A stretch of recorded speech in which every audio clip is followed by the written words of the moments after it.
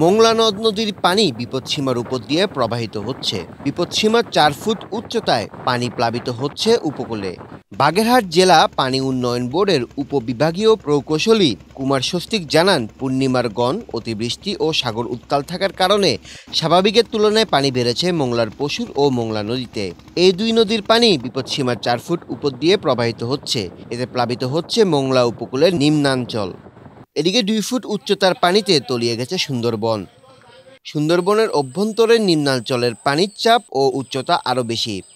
তবে বনের অভ্যন্তরে মাটির উঁচু টিলা থাকায় বন্যপ্রাণীর ক্ষয়ক্ষতির আশঙ্কা করছেন না বন বিভাগ।